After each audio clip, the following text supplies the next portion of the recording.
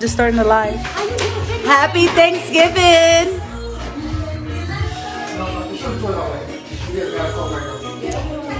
Woo! Kelsey, say hi. Thanksgiving in Colorado. Say hi. Hello. Hello, Dad. Say hello. We're live. What up? We're just live. Babe, say hi. Hello, hello, hello. Mom, she did all the cooking, thank God. Because I was struggling. Couldn't even make the lasagna right, but it's okay. I'm going to show you all the food. She was still warm. Lying motionless in the hallway of her Colorado Springs home, her lifeless body soaked the carpet beneath her. The smell of gunpowder lingered in the air. Her two daughters, just 7 and 5, stood frozen a few feet away, eyes wide, hearts racing, trying to make sense of what they'd just witnessed. And standing over it all was their father. He calmly picked up the phone, dialed 911, and said the words no child should ever hear. "I shot my wife." What could possibly lead a man, an active-duty U.S. Army sergeant, no less, to commit an act so savage, so irredeemable, in front of his own children? What unfolded in that house wasn't a crime of passion. It wasn't a mistake. It was a slow, terrifying descent into control, isolation, and ultimately cold-blooded murder. This is the story of Dermot and Tashiana Blake, and the chilling truth about what really happened in their picture-perfect suburban home. You're watching True Crime Watch HD, where we unravel the darkest crimes hiding in plain sight. If you're drawn to real stories with real consequences, subscribe now and hit the bell so you never miss an episode. Now let's go back, not to the crime, but to the illusion. The last time most people saw Tashiana Blake, it was on social media. It was Thanksgiving. She stood in a warm kitchen, laughing, surrounded by family, proudly announcing that her mom had cooked the meal, because she couldn't even get the lasagna right. Her two girls waved at the camera. Her husband, Dermot, smiled shyly from the background as she filmed the moment. To everyone watching online, they looked like the perfect family. But that's the thing about perfect. It's almost always a disguise. Tashiana was 30 years old, a thriving realtor with Jamaican roots, a woman whose energy lit up any room. She was building a name in real estate while also juggling motherhood, credit consulting, weight loss coaching, and everything in between. People who knew her called her a hustler in the best way, driven, warm, and loyal. Her husband, Dermot Blake, was also Jamaican by heritage. A sergeant stationed at Fort Carson, he was a signals specialist in the U.S. Army. Disciplined. Calculated. Seemingly respectable. They married in 2015. From the outside, they were both on a path of upward mobility, the kind of couple people look up to. But just beneath that upward shine, something was rotting. By mid-2019, the cracks were visible. Tashiana filed for divorce in July of that year. Just days later, police were called to their home for what was officially recorded as a domestic disturbance. According to the initial report, both parties claimed it was only a verbal altercation. But someone, likely one of the children, was overheard telling officers that Dermot had hit her. No charges were filed. The divorce petition quietly disappeared. By October 2019, the case was dropped. They were working things out. And just like that, the door was closed again. Whatever happened behind it, no one really knew. But this wasn't just reconciliation. It was reabsorption. A dangerous return to control, wrapped in the appearance of stability. In truth, Tashiana never stopped feeling unsafe. She once confided in a friend that she was tired of being his emotional punching bag. That she didn't feel heard, didn't feel respected. But still she stayed. For the kids. For the image. Maybe for the hope that it might get better. It never did. Then came February 20th, 2021. It was late, almost 1 o'clock in the morning. Inside the house on Squawbush Ridge Grove, the children were asleep in their bedroom. Or so everyone thought. According to police reports, Dermot Blake called 911 just after 12:50 a.m. His words were chillingly matter-of-fact. "I shot my wife, she was a terrible person." When officers arrived, what they found was a scene that would haunt them for months. Tashiana's body was crumpled in the hallway, shot multiple times. Blood on the floor. Blood on the walls. And standing nearby, Dermot Blake, completely calm, his clothes soaked in red. And two little girls sitting on the couch, confused, stunned, silent. They were immediately taken into protective custody. But it wasn't until the next day, during interviews with child services, that the real horror surfaced. The 7-year-old said she was woken by loud bangs. At first, she didn't understand what was happening. But then her father called out to her and her sister. He told them to come out of their room. When they did, they saw their mother lying on the floor, bleeding. Still alive. And then, this is the part that makes your stomach turn, Dermot looked at his wife and said, "Say you're sorry." And Tashiana, already wounded, whispered through tears, "I'm sorry." Then, he shot her in the head. The children screamed. One of them begged him to stop. And then, silence. What kind of father pulls his own children into a scene like that? What kind of man needs to hear an apology to finish the job? The autopsy would later confirm she'd been shot 6 times. One bullet hit the drywall behind her. Another pierced her forehead. The final moments of her life were not just painful, they were designed to send a message. At trial, Dermot's attorneys would argue that he was drunk, that he was triggered, that he'd snapped. They would later say he found messages suggesting Tashiana had been unfaithful, though there's no proof he ever confronted her with that. But the jury didn't buy it. Because what happened wasn't impulsive. It was prolonged. Deliberate. The trigger wasn't pulled once in a moment of rage, it was pulled over the course of 5 minutes. And the children? They were part of the theater. One daughter even told investigators that she thought about calling the police, but didn't. Because even after everything, she loved her dad. And maybe that's the most haunting part. That love, twisted, manipulated, and held hostage, was part of the weapon he used. What happened next would test the justice system, challenge the limits of victim protection, and tear apart 2 families, one by blood and one by law. But what triggered the final unraveling? And was this really about an apology, or something much darker? The officers had barely sealed off the crime scene when word began to spread through Colorado Springs. A respected U.S. Army sergeant, decorated, disciplined, admired, had just confessed to murdering his wife. The victim? A rising star in real estate. A mother of 2. A woman who lit up every room she entered. The weapon. A Glock. The motive?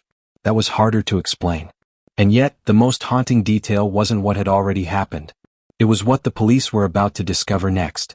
Because this case was far from over. February 20th, 2021. Just hours after his arrest, Dermot Blake sat inside the interrogation room of the Colorado Springs Police Department. His hands were cuffed, his clothes still stained with the blood of his wife. He wasn't combative. He wasn't remorseful. He was calm, flat, unmoved. And when detectives asked him why, he didn't flinch. She was a terrible person.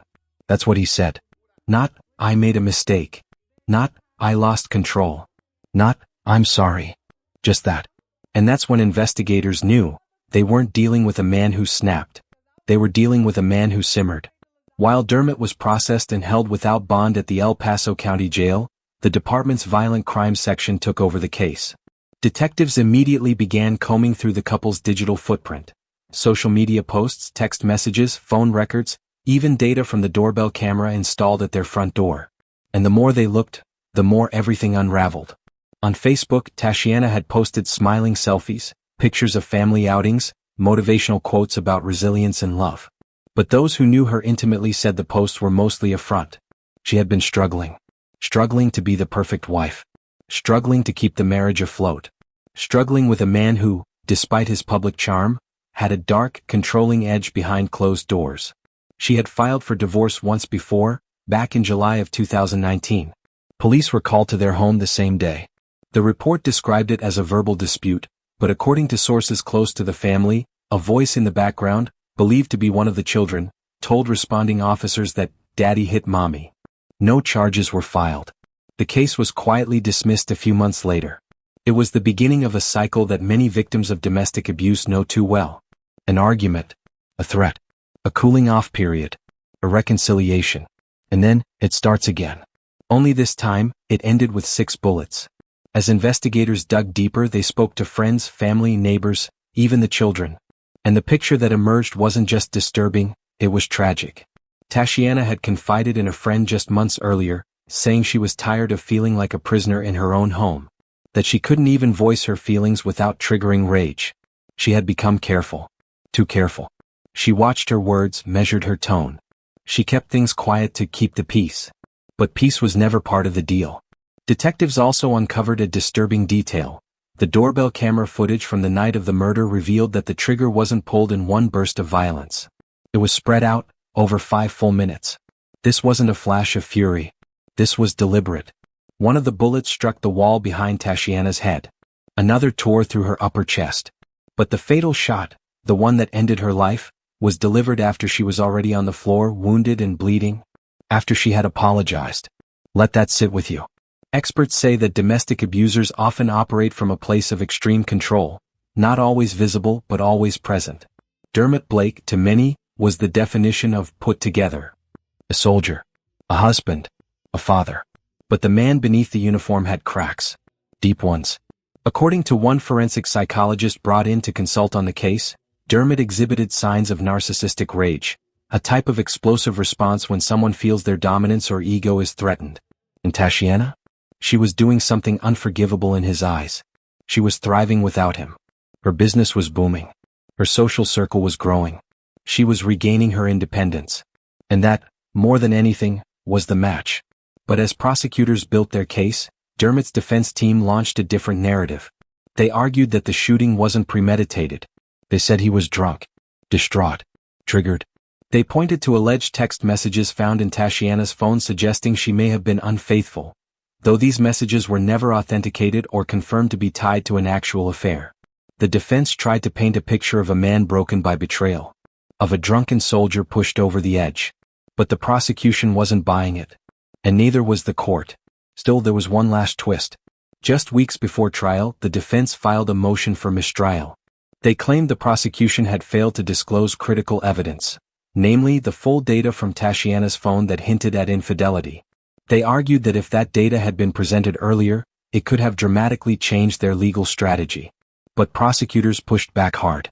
They had, in fact, shared the digital contents of Tashiana's phone, twice.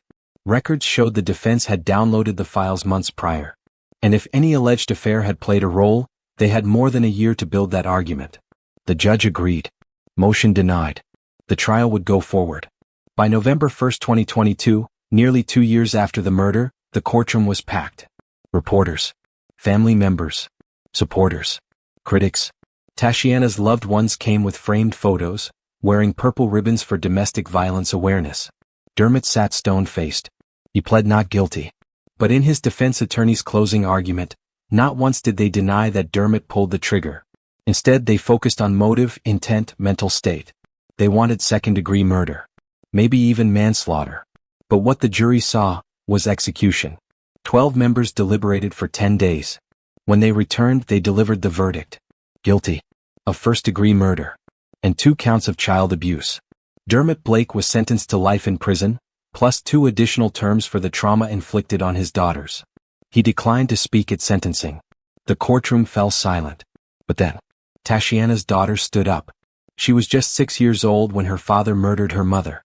And now, barely 8, she looked straight ahead and said, "I wanted to call the police. But I didn't. Because I loved my dad. Even though he killed my mom." What do you say to that? How do you respond when innocence meets horror in the same breath? But even after the verdict, questions remain. Was this really about jealousy? Or did Dermot Blake believe he was losing more than a wife? Was he losing his power? And what kind of justice is possible when the damage has already been done? By the time the judge handed down the sentence, the courtroom was dead quiet. Not because people were surprised. No, the evidence was overwhelming. But because justice, no matter how necessary, can never undo what's already been done. 2 little girls had witnessed the unthinkable. A mother was gone forever. And a man who once wore a uniform with pride now wore the mark of a murderer.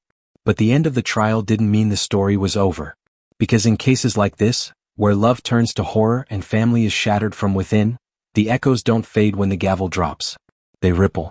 And in the months that followed Dermot Blake's conviction, those ripples would reach far and wide.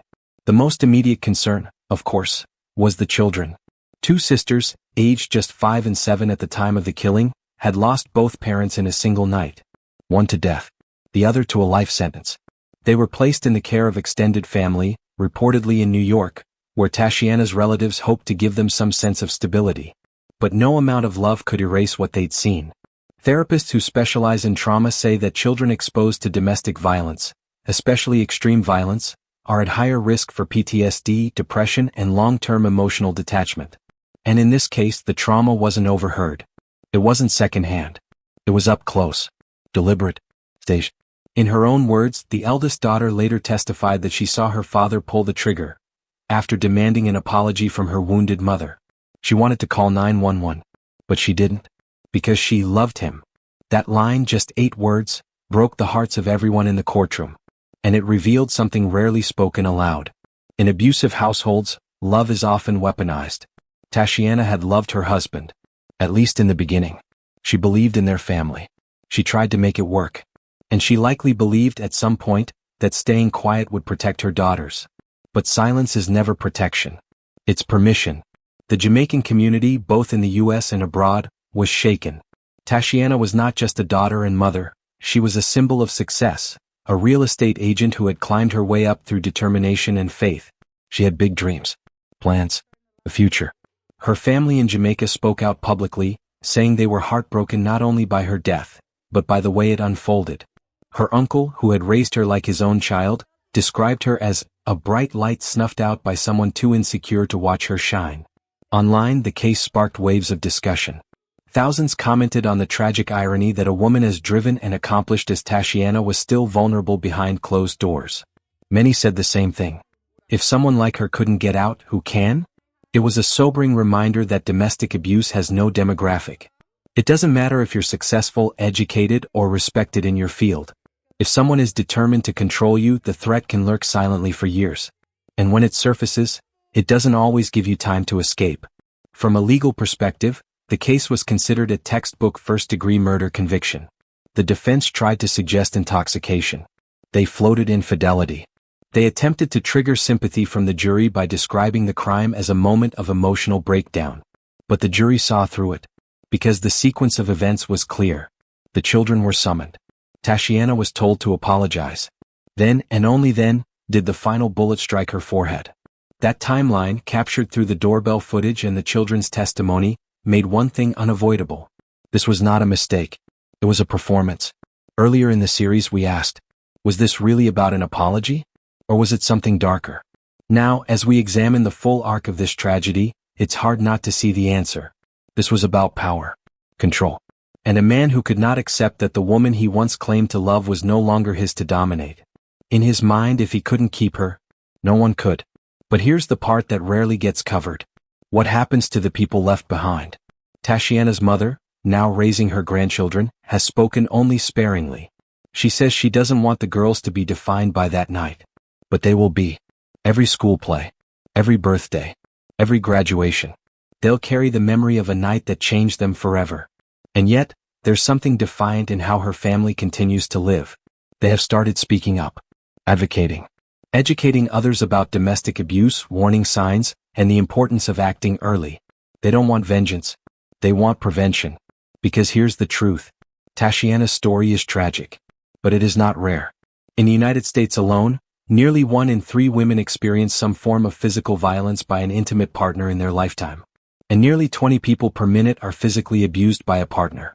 It happens in silence, behind closed doors, among the smiling photos and family dinners. It's easy to look away, to assume everything is fine, to believe that someone will leave before it's too late. But sometimes they don't get the chance. If you or someone you know is in an abusive relationship, please don't wait. There are resources, hotlines, counselors, safe houses. Use them. Share them.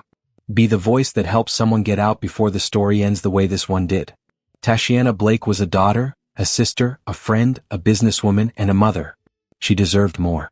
And her daughters deserve to grow up in a world that understands one simple truth.